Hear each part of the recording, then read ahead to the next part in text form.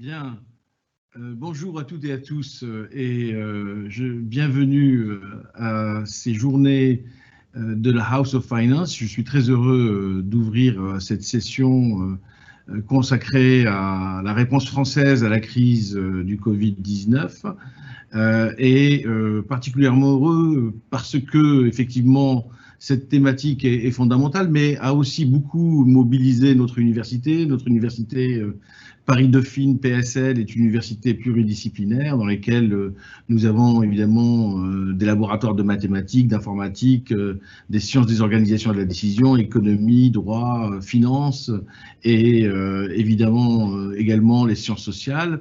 Et nous avons aussi créé un groupe Covid-19 qui a traité de manière transversale de ces effets de la crise sanitaire sur toute une série de questions qui se posent à la société et à l'économie. Et d'ailleurs, cet ouvrage est en cours de sortie en ce moment. Et donc, je suis tout à fait honoré et heureux aussi de recevoir ici, cette journée, Monsieur Jeffrey Franks, qui est assistant directeur du département Europe du FMI, du Fonds monétaire international, et très heureux de l'accueillir et je le remercie par avance pour sa contribution à cette analyse de la réponse française. Et puis, je souhaite aussi remercier très chaleureusement Elias Juini, professeur d'économie de finance de notre université et à la tête de cette House of Finance, et également tous les organisateurs de ces journées qui, je suis absolument certain, vont être tout à fait passionnantes. Et en attendant d'écouter monsieur Jeffrey Franks, je vais m'arrêter tout de suite là et vous souhaiter de très bons travaux, vous souhaiter une très bonne session et passer tout de suite la parole à mon collègue et ami Elias Juini. Merci pour les journées au Finance et merci à Jeffrey Franks. Merci pour ce mot d'introduction de la part de Helmut Mood, président de l'université. La France a été l'un des pays européens qui ont été le plus touchés par la pandémie du Covid-19 et a par conséquent été confronté à l'un des plus grands chocs économiques. Et aujourd'hui, on a l'honneur et le privilège de recevoir Jeffrey Franks et j'ai pour ma part l'honneur de le présenter. Jeffrey Franks va présenter les dernières vues du FMI sur la crise, sur la réponse des autorités françaises et les politiques nécessaires pour créer une économie qui soit à la fois plus inclusive, plus verte et plus productive dans la période post-Covid. Alors, comme l'a dit Helmut, Jeffrey Franks est directeur adjoint du département Europe du FMI. Il est chef de mission pour la France et l'Autriche et en plus de 25 ans au sein du fonds, il a occupé de nombreuses autres missions, notamment celle de directeur des bureaux du FMI à Paris, à Bruxelles, à la tête des bureaux résidents en Ukraine, en Équateur ou à la direction d'équipes au Pakistan, en Roumanie, en Belgique et au Paraguay.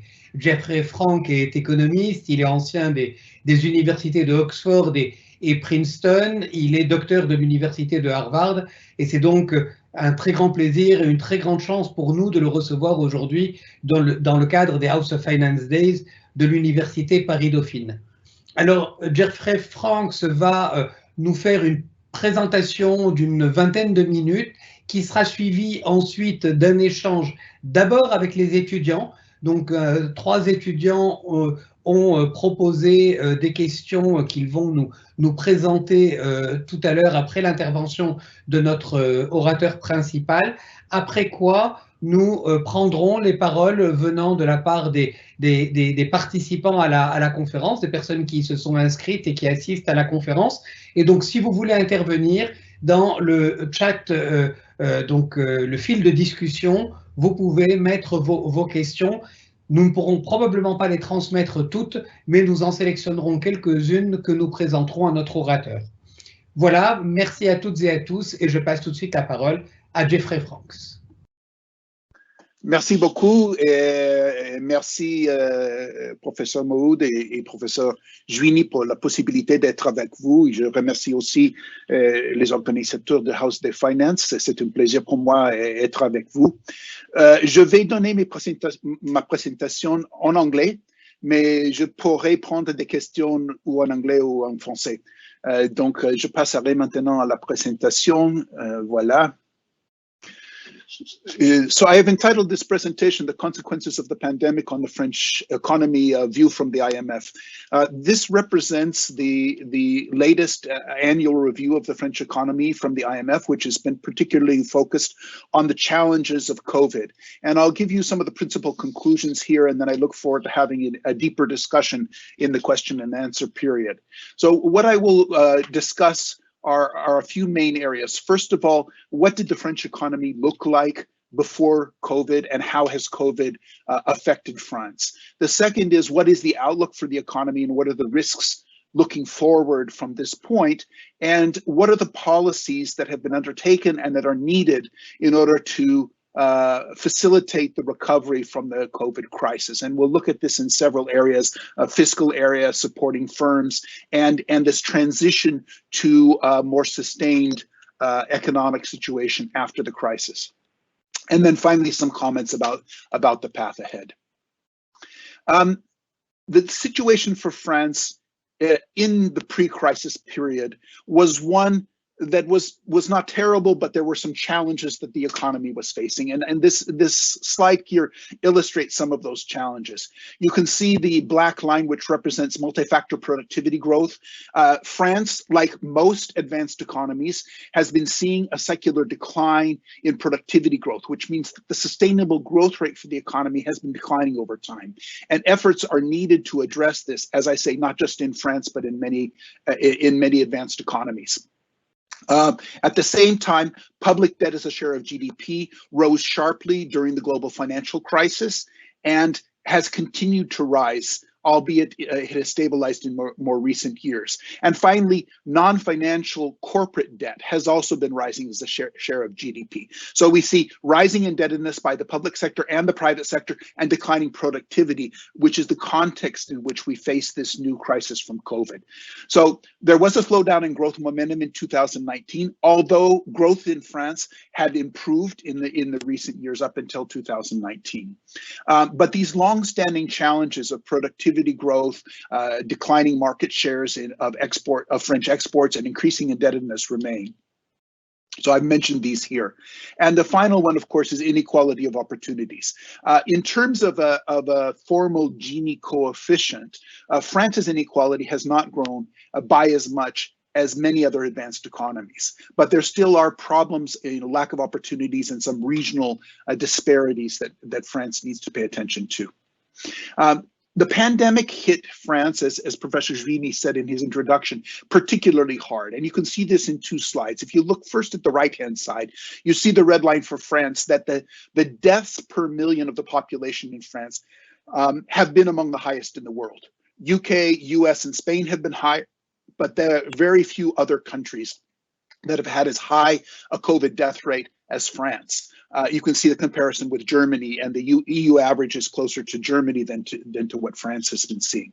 On the left-hand side, you can see not the deaths, but the total cases. And here again, France, which is in the little box in the middle, 6.1 cases per 100,000 population, compared to 8.8 in the US, 6.7 in Spain. But as you can see, it's much higher than in many other countries, including higher in the case level than the UK, much higher than Germany, and then other countries around the world. So it has been one of the more affected countries, both in terms of cases and in terms of mortality. This has led to, obviously, several rounds of lockdowns with progressive reopenings and further lockdowns to try to get the infection under control. And you can see here in the dotted line, the evidence on mobility from Google, which correlates pretty well with economic activity. And you can see that the first lockdown produced an immense drop in mobility, which is reflected in a very sharp drop in GDP. And then the second lockdown, a bit less severe, but still significant depression of mobility, which reflects a depression of economic activity.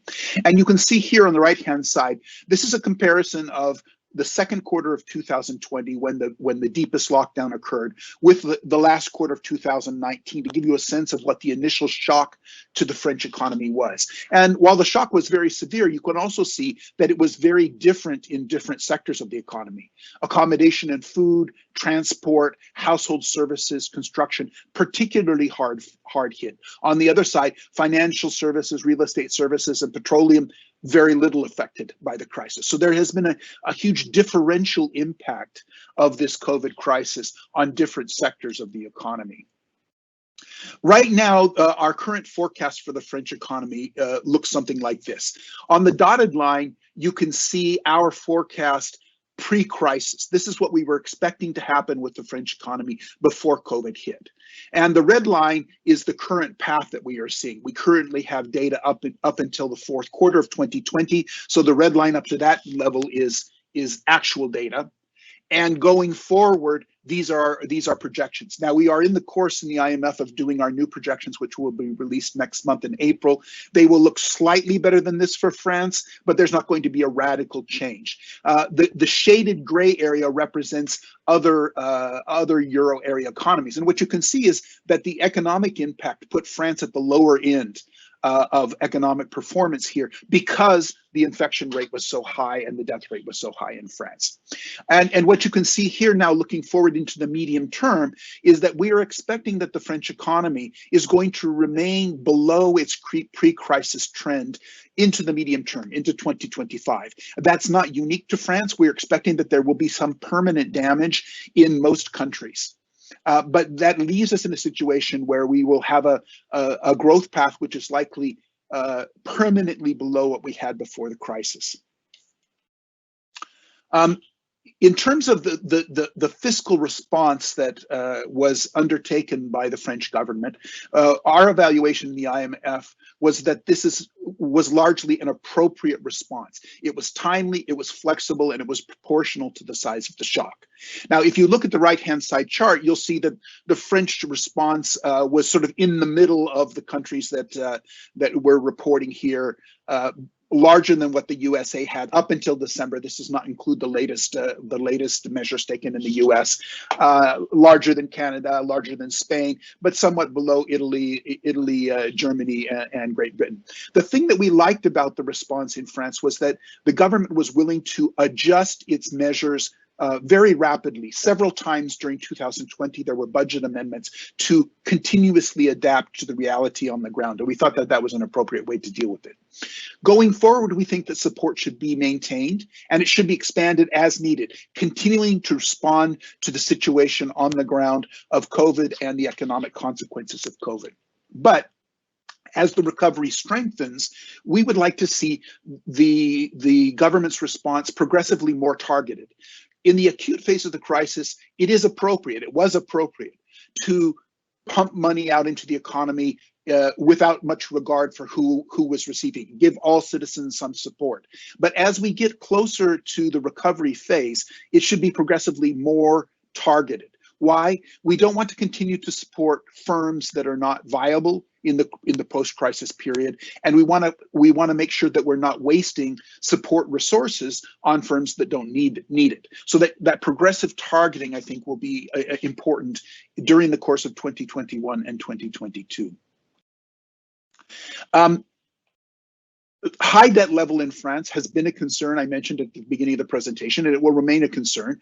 Debt levels have gone up sharply due to the spending and the decline in revenues from the crisis. That is the right policy, but we have to think in the medium and long term about how we're going to eventually address this. So there is some good news here, which is that interest rates are exceptionally low.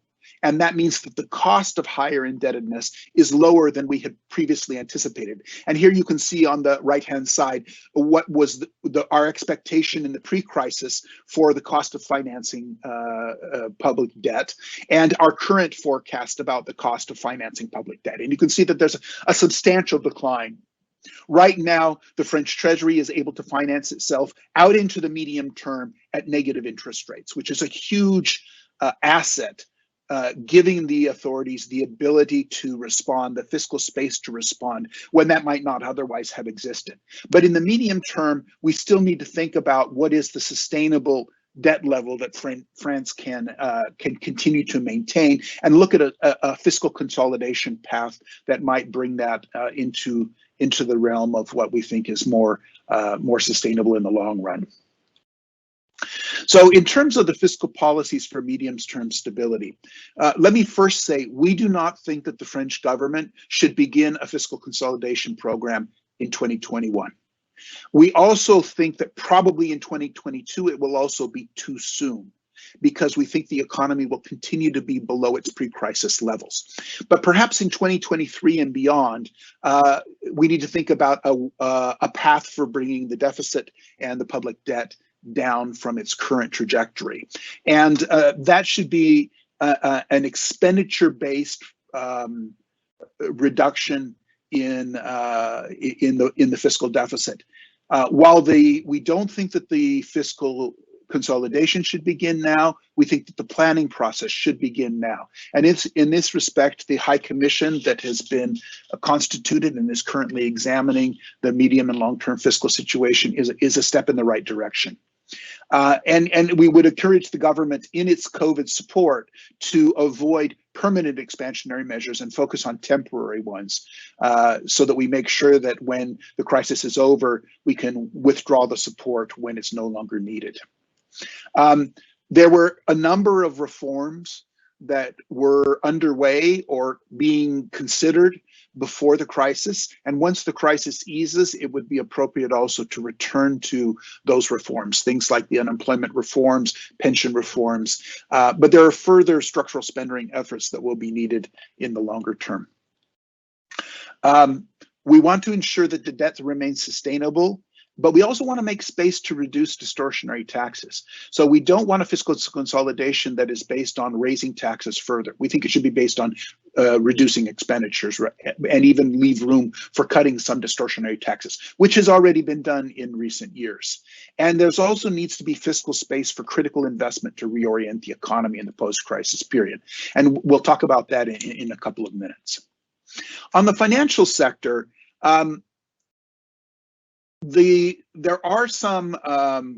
there was a substantial support provided by the government, mainly through guaranteed loan schemes, and the take-up on those was relatively high compared to many other countries. You can see where France is, where there was a sort of over 5% of GDP of guaranteed loan support to firms in the economy, significantly higher than Germany or the UK, but a bit lower than Italy or France. And this has helped to improve liquidity in the corporate sector. You can see that little upward move in 2020 from on the red line, showing that corporate liquidity was sustained in part by these guaranteed loans. However, the debt to GDP in the corporate sector also shot up. It's logical, because you're taking out guaranteed loans, your indebtedness is going to go up. In the short run, that's not a problem, but in the longer run, that could be a problem. And therefore, we have encouraged the government to focus more on equity support rather than debt support going forward. So less focus on guaranteed loans, more focus on equity and quasi-equities in support. And the good news is that the government is doing exactly that. They have a prêt participatif scheme, which is quasi-equity support, which will help address the equity gap that we see in the French economy. So strengthening corporate balance sheets will be critical to the recovery. So as I said, we should shift from liquidity support to more equity support. And this support should be led by markets. It should be priced appropriately, and it should be limited in time. And the Prêt Participatif scheme seems to have those characteristics, and we're supportive of this. So the Prêt Participatif scheme, for those of you who are not familiar with it, is essentially that banks can make subordinated loans available to small and medium enterprises. Up to 20 billion euros is foreseen, and about 30% of that would be guaranteed against losses by the government. So it would be roughly 2/3 risk taken on by investors and by the banks themselves, and about 1/3 of the risk taken on by the government to encourage the lending to take place. And this is a pretty good balance. We are concerned that if this turns out to be too complicated a scheme, the government should take steps to make sure that it is appropriately simplified, or the pricing is appropriately adjusted to make it attractive, because we think it's a very important initiative. Eventually, we would see that insolvency mechanisms need to be enhanced to improve business dynamism. There's been a drop in bankruptcies during the crisis. That's okay, because there was a moratorium for some period of time. And there's been a lot of liquidity support, but you don't want that drop in insolvencies to last forever, because there are some firms who should become insolvent, because you need to release the resources that those firms are using and move them into more productive areas of the economy. So in the medium term, you need to enhance the mechanisms to actually facilitate non-viable firms going into bankruptcy and viable firms being able to continue operations and grow. The banking sector is one of the good news stories of this crisis, not just in France, but in many countries. Unlike the global financial crisis, where the banking sector was essentially contributing immensely to making the crisis worse, this has been a case where the banks went into the crisis in good situation in terms of liquidity and capitalization, and they have actually helped cushion the crisis. So if you can look here at the chart on the left-hand side, you don't need to know all the details about these bars and things, but basically just notice that the statutory minimum, which is the dotted line in red below, and where the capitalization of most banks was well above that. And so the banks had a cushion of capitalization, which they could draw down if they needed to in the crisis. And indeed, in the middle column, you see what we actually anticipate is going to happen at the end of 2021 with the banking system. There will be some decline in the capitalization of banks because there are some losses, but the vast majority of banks will be well above the weighted average minimum capitalization that we would like to see, that yellow line there. Even in an adverse scenario, the vast majority of banks will remain above the statutory minimum. So the banks are relatively well placed, and that has been helpful in this particular crisis. Nevertheless, the risk going forward is that once the extraordinary support measures begin to be withdrawn, that there could be an increase in default. And this is just an illustration of that on what happens in mortgages if people lose their jobs. So you can see, for example, that if low and middle income families lose their jobs, the probability of default on mortgages is above 25%. So we need to make sure that in this recovery period, first of all, the banks are well capitalized and have plenty of liquidity to resist an increase in defaults. But secondly, that we're protecting households in a way that doesn't cause this huge increase in job loss, which could generate higher non-performing loans in the future. Looking forward, we would like to see a transition to a structurally different French economy via the Plan de Relance and the other reform measures going forward. And this involves, first of all, gradually tightening the generosity of some of the support schemes to move workers from sectors that are declining and will be less important in the future into sectors that will be more important, and steps to increase the competition and flexibility of product and service markets to increase that low productivity number that I mentioned at the very beginning of my remarks. France's Plan de Relance has been one of the most green plans that we have seen so far. So what you can see here on the right-hand side is the evaluation of our fiscal affairs department in the IMF on the green content of the recovery plans of different countries. And the net is in the little green diamonds that you can see there. And what you can see is that the French plan is very green by international standards. The US one, for example, is net negative in terms of the greening of the economy, whereas the French one is very positive in terms of its green effect. And you can see the breakdown of the impacts in different sectors. So we're very encouraged by this, and we think that additional measures to green the economy will continue to be important going forward to make sure that France is on track to meet its Paris climate targets. We should also make sure that green measures do not hurt the vulnerable members of society. So there should be mechanisms to support households who might otherwise be hurt by increasing of carbon prices and other sorts of measures. To look at where we are right now, and this will be sort of where I conclude my remarks, what's going to be extremely important in the short run for France is to make sure that it's stepping up its protective measures and its vaccinations in order to restore economic growth. The performance of France in vaccinations began relatively weak, and it is catching up, but it is still below the EU average. And it is still significantly below what the UK, the US, other countries like Israel and the United Arab Emirates are doing. So you can see this sort of sharply increasing graph on first and second doses, but that's really got to continue to accelerate to help facilitate reopening the economy fully and allowing the recovery to get underway fully.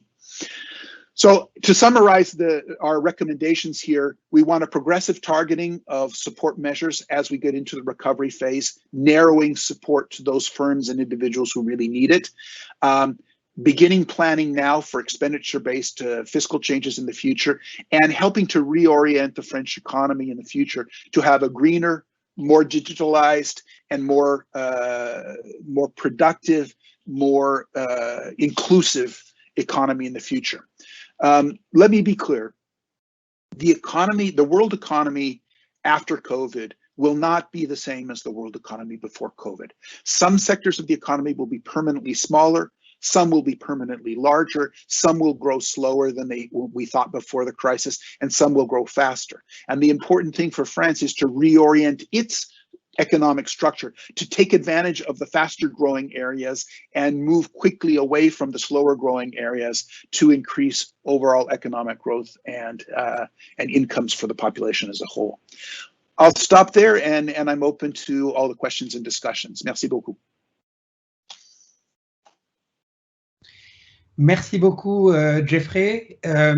Comme je l'avais annoncé tout à l'heure, les premières réactions à cet exposé absolument passionnant et qui nous a brossé les principaux défis en un temps record. Donc les premières réactions vont venir de nos étudiants. Et donc je donne la parole pour commencer à Jules Delander qui va vous s'adresser directement à vous. N'oubliez pas, ceux qui interviennent, d'activer caméra et micro. Bonjour, merci beaucoup, Monsieur Franks, d'être avec nous aujourd'hui et de nous donner ce temps d'échange avec vous. Je vais commencer directement avec la première question. Dans l'article des conclusions du FMI sur le cas français, l'institution présente un effet de la crise particulièrement fort sur les groupes vulnérables, comme c'est appelé dans le rapport, notamment sur les travailleurs peu qualifiés. Et il y est présenté le danger d'une exclusion de cette catégorie de travailleurs du marché du travail, notamment à long terme, ce qui pourrait gonfler le chômage structurel. D'où cette question, quelles sont les solutions pour réintégrer durablement ces travailleurs vulnérables sur le marché du travail, au-delà des solutions de court terme, comme les aides ou les dispositifs d'activité partielle qui ont déjà été mises en place en France. Merci. Je dois répondre à chaque question ou on va faire une ronde des questions avant de répondre? On va peut-être prendre une question de chacun des trois étudiants et puis vous aurez la parole et après on fera peut-être un deuxième round. Ok, parfait. Alors, Adrien Aguetan. Oui, bonjour. Merci de nous recevoir aujourd'hui. Alors, ma question, en fait, concernait les choix qu'ont dû avoir qu'ont dû devoir faire les gouvernements durant cette crise. C'est une crise sanitaire historique et il n'y a pas d'archives ni de comparatifs historiques, donc les États ont dû innover sur leur réponse à la crise. Je voulais savoir, en comparaison avec les autres pays de l'Union européenne ou dans le monde, quels étaient les choix auxquels la France avait dû faire face et s'il y avait eu d'autres méthodes qui avaient été utilisées, si elles avaient été plus efficaces. Et dans la même question, je voulais savoir si le FMI avait simplement un rôle consultatif dans ces choix qu'a pris la France, ou alors est-ce qu'elle pouvait avoir carrément un pouvoir correctif et agir concrètement là-dessus. Merci.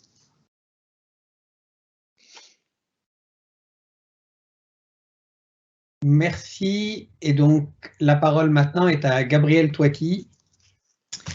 Bonjour, Monsieur Franck. Un grand merci pour votre présentation et puis pour votre temps. Alors, moi, je voulais savoir, la France a connu un taux de défaillance des entreprises historiquement bas en 2020, en raison notamment des nombreuses aides accordées par l'État pour faire face à la crise. Et je pense notamment au PGE, aux prêts garantis par l'État. Ces aides ont permis à des entreprises déjà en difficulté avant la crise de subsister et même d'obtenir des financements. Alors aujourd'hui, alors que l'économie est en train de redémarrer, le ministre de l'économie a récemment annoncé un report du paiement de la première échéance des PGE, donc des prêts garantis par l'État accordés. Est-ce que vous n'avez pas peur que ce report de paiement ne fasse que retarder la vague de faillite qui est attendue et n'altère finalement la croissance future de notre pays? Merci. Merci donc à nos 3 étudiants. Je voudrais juste signaler qu'ils sont tous les 3 étudiants au magistère Banque, Finance, Assurance. Et je salue au passage la directrice du magistère, Martine Carré-Talon. Jeffrey Franks, si vous voulez bien répondre à ces premières questions. Merci. Et merci pour ces questions très intelligentes. J'essaierai de répondre en français, mais mon français n'est pas parfait, donc je m'excuse en avance. Par rapport à un groupe vulnérable, c'est vrai que cette crise a affecté pas proportionnellement au groupe plus vulnérable. Comme la crise a affecté plus profondément les secteurs du tourisme, restauration, services personnels, commerce. Ce sont des secteurs où sont concentrés les travailleurs moins qualifiés, les jeunes et les femmes. Donc, c'est pour ça qu'ils ont été plus affectés par la crise. Qu'est-ce qu'il faut faire pour les aider dans cette situation?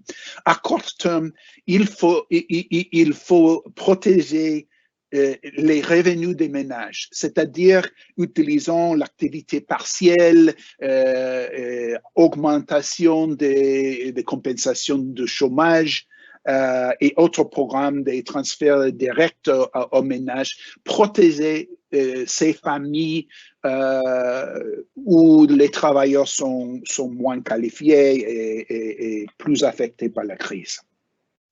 La deuxième chose qu'il faut faire, c'est d'essayer de protéger les entreprises où travaillent ces travailleurs plus vulnérables. Et c'est pour ça que le gouvernement a utilisé le programme de prêts garantis de l'État pour essayer de sauver les entreprises qui seront viables après la crise, mais qui ne sont pas viables pendant la crise.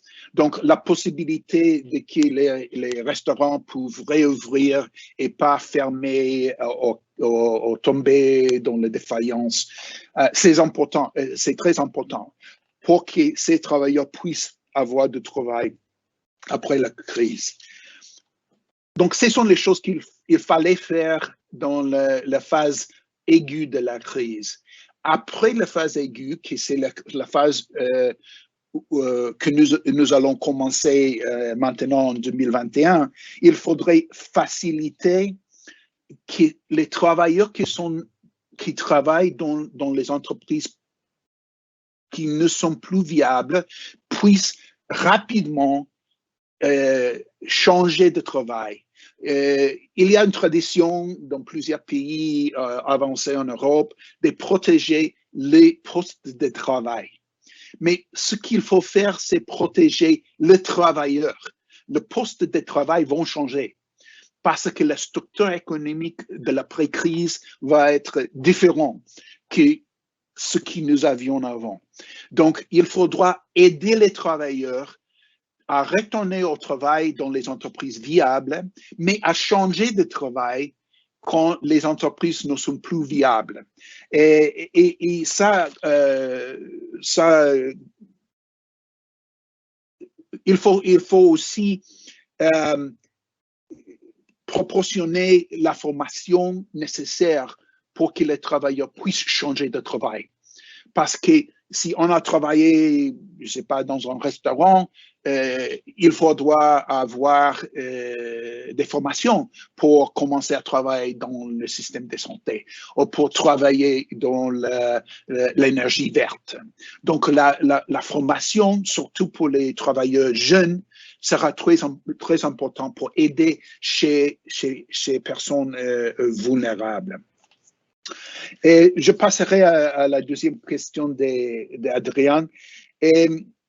Adrien, comme vous avez vu dans la présentation que j'ai faite, nous sommes relativement contents avec les mesures qu'a pris le gouvernement français au début de la crise et pendant la crise jusqu'à maintenant.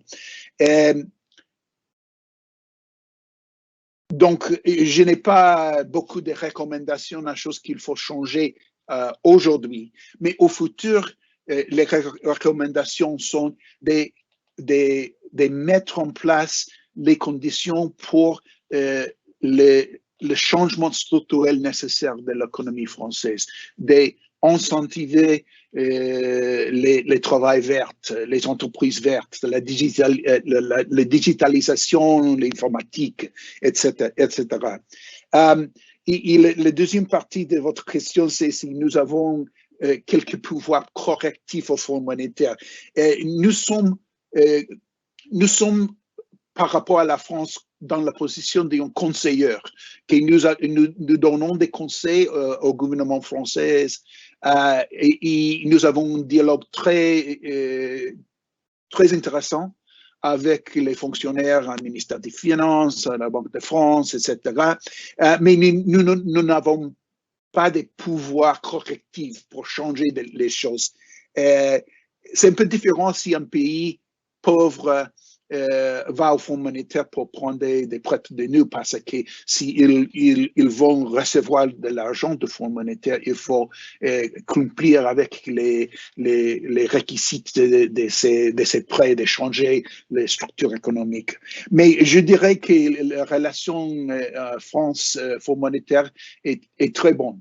Très bon. Et nous avons des discussions très intéressantes et très productives avec les fonctionnaires. La troisième question de Gabriel sur le taux de défaillance. Qu'est-ce que nous voudrions voir dans le système de défaillance dans cette crise historique? Ce que nous voudrions voir, c'est un système qui protège les entreprises viables, qui sont viables après la crise, et qui permettent la défaillance des entreprises pas viables après la crise.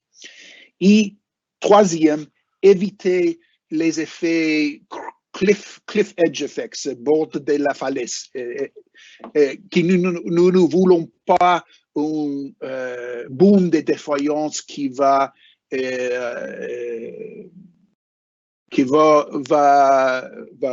baisser le taux de croissance dans la phase de récupération.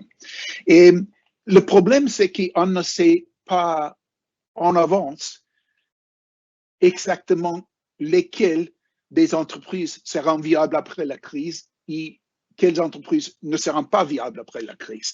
Donc, dans la phase aiguë, il faudra appuyer toutes les entreprises pour après différencier un peu plus l'aide. Et c'est justement là où nous sommes maintenant. Nous avons donné déjà l'appui à toutes les entreprises dans les faits aigus, il faudra commencer à focaliser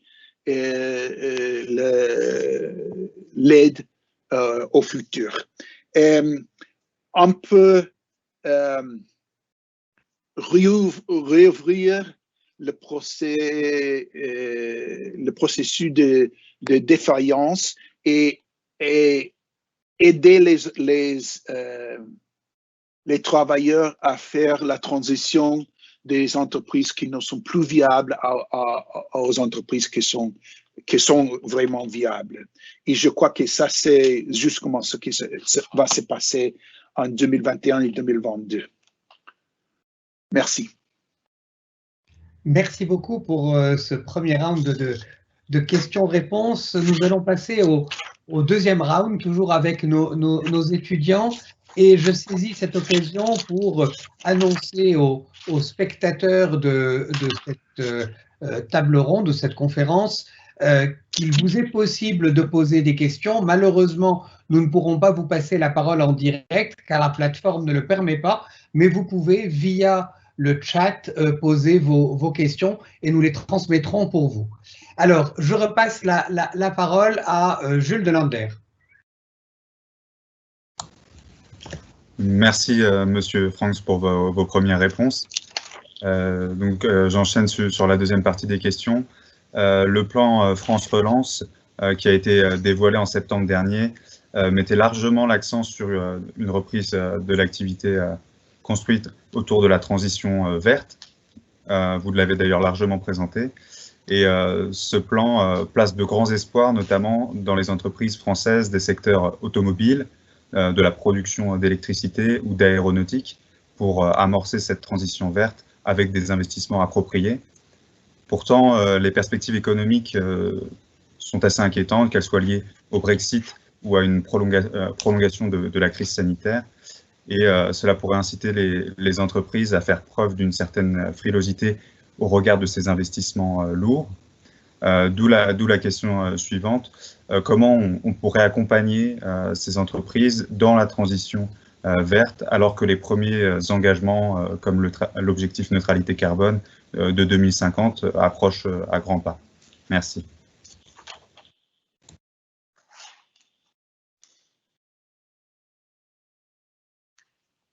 Oui, pardon.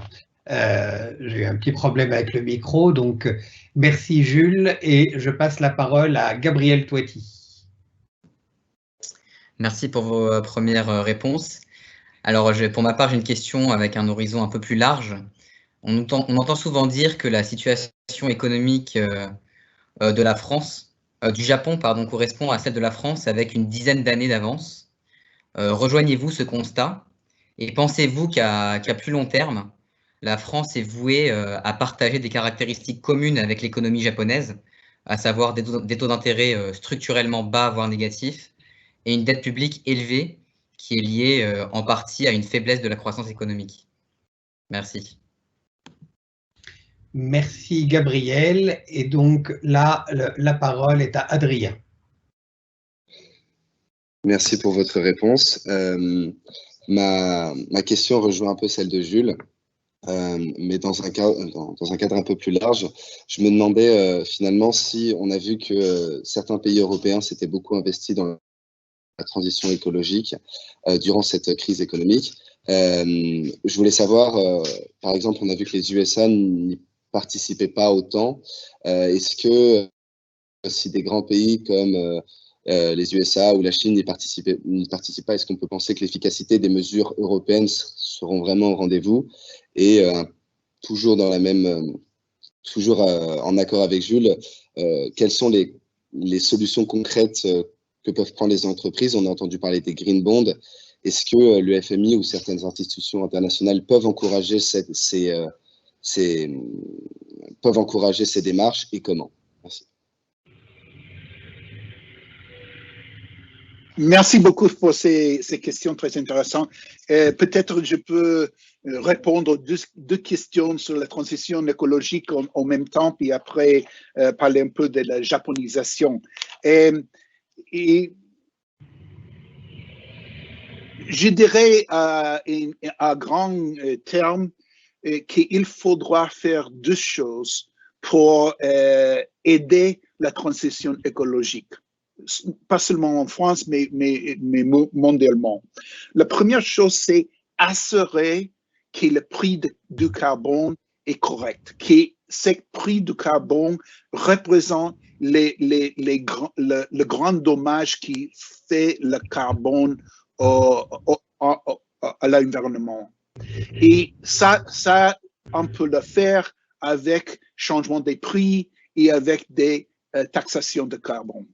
On pourra le faire avec le système cap and trade aussi, mais la meilleure chose serait avoir une taxe à la carbone qui représente le vrai dommage qui fait le carbone à l'environnement.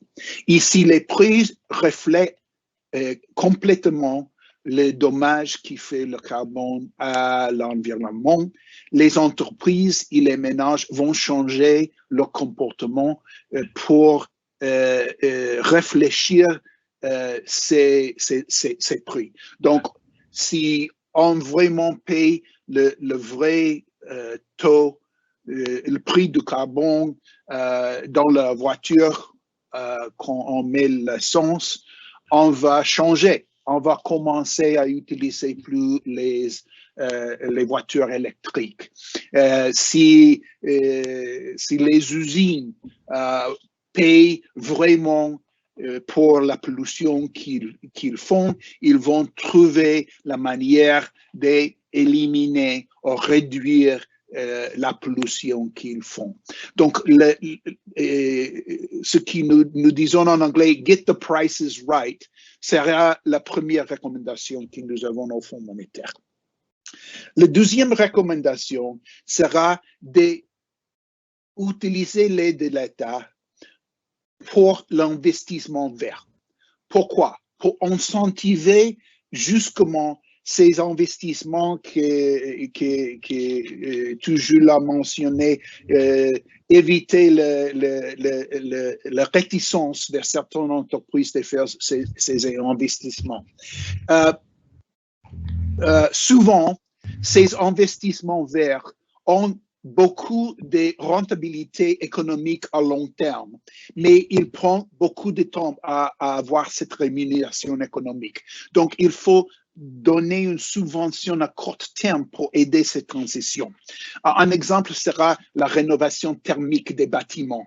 Les bâtiments ont une vie très longue et c'est vraiment cher faire la rénovation thermique dans certains bâtiments.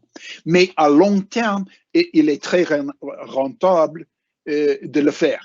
Mais peut-être il faut avoir des prêts spéciaux au début pour financer ça ou des subventions pour le financer. Donc, ce sont deux choses qu'il faut faire. Et Adriana a mentionné la différence entre les mesures européennes et dans les différents pays.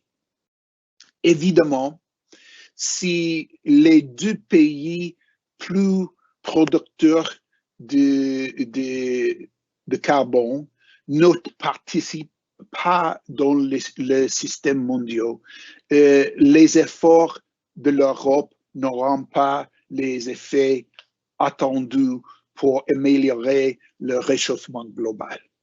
La bonne nouvelle, c'est que nous avons un nouveau gouvernement aux États-Unis qui a décidé de rentrer dans les accords de Paris et qui va commencer à accomplir les responsabilités des États-Unis dans ces accords pour réduire la production de carbone et le réchauffement global.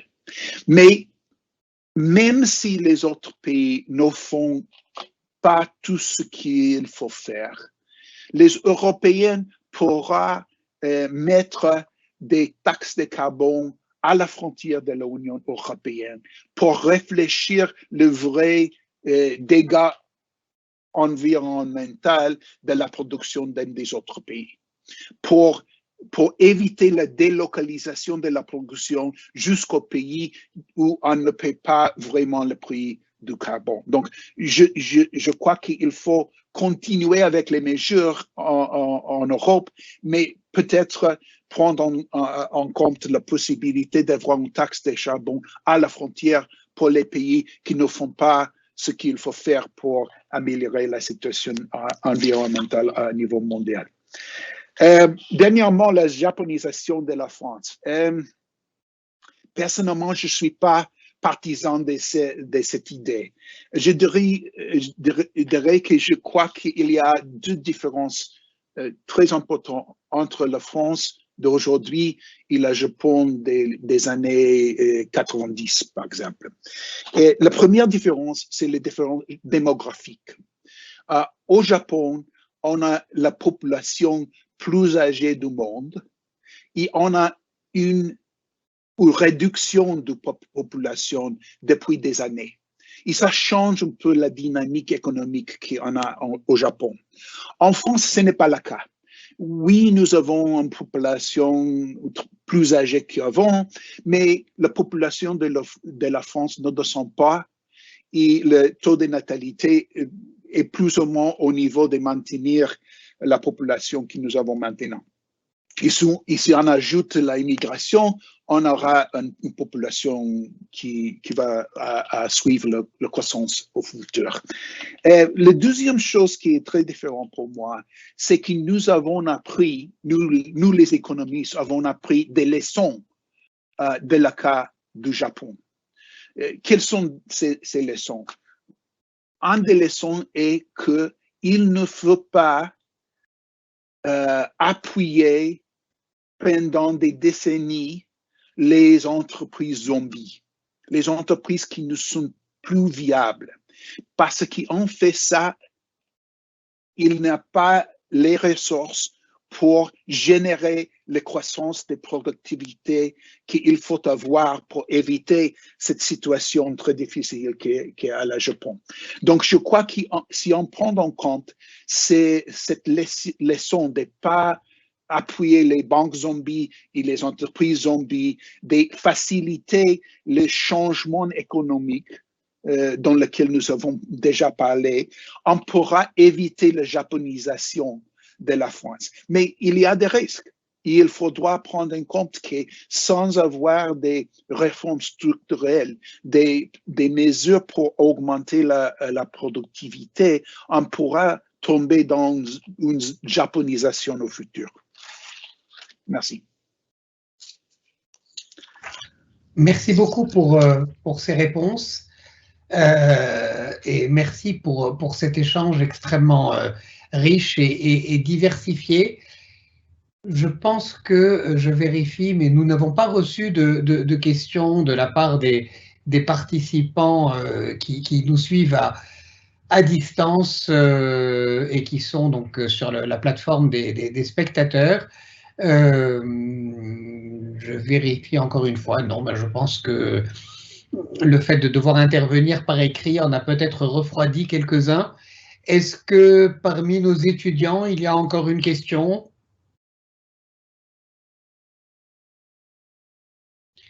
Écoutez, sinon, je vous remercie tous pour cette participation. Je remercie Jeffrey Frank d'avoir été parmi nous aujourd'hui, de nous avoir consacré ce temps dans le cadre des House of Finance Days de l'Université Paris-Dauphine et surtout d'avoir partagé avec nous son point de vue, le point de vue du FMI et discuter avec nos étudiants de ces thématiques qui sont extrêmement prégnantes et d'une actualité tout à fait certaine. Merci encore, merci à tous et à très bientôt. Merci à vous et j'espère que la prochaine fois, on pourra le faire à Paris, pas par connexion électronique. Merci beaucoup. J'en serai absolument ravi, je serai content.